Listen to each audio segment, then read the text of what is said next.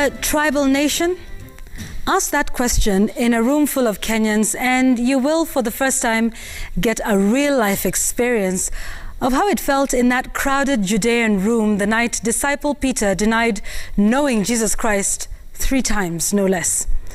Mention of tribe in this country brings out the best of our hypocritic instincts. When we're not hushing the subject altogether, we squirm in our seats sheepishly as we quickly claim we're just fine. Yet this very question has come up again in just the last few days from persons representing 2 arms of government, the judiciary and the legislature. Justice William Oko, during his interview for the position of Supreme Court judge, termed the issue of tribalism, and I quote, a very dangerous disease afflicting the nation.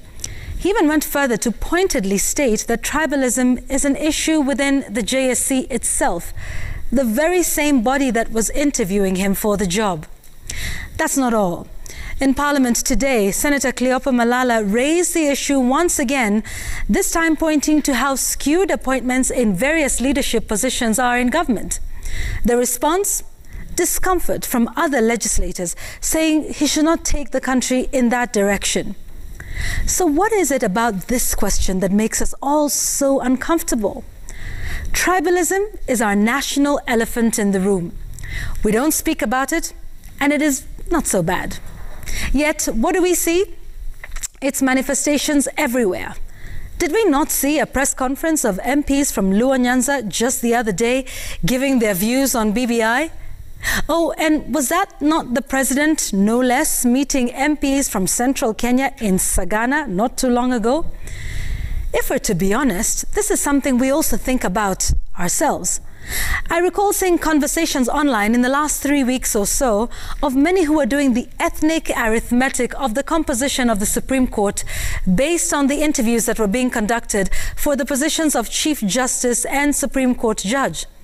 We also made references to Chief Justice nominee's tribe and then put that against all the other leaders we have across the 3 arms of government. Did we not? It did cross our minds. This therefore means that this is obviously something that is under the surface and just waiting for any mention or any tension to rise to the surface. Historically, it seems we have a troubled notion with the concept of the face of Kenya. And perhaps we've gotten progressively worse over time since independence.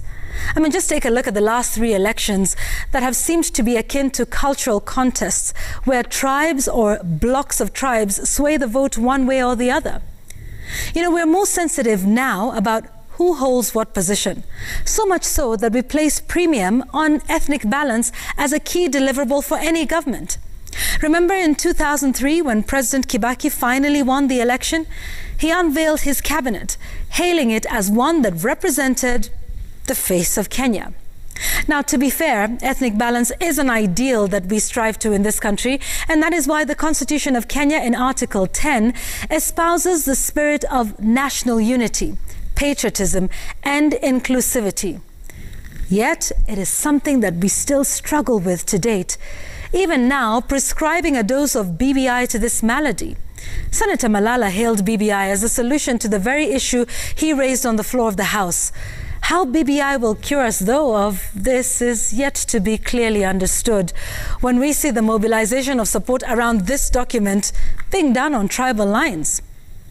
Chinua Achebe was not wrong when he said that an old woman is always uneasy when dry bones are mentioned, if the reaction to Malala's comments are anything to go by.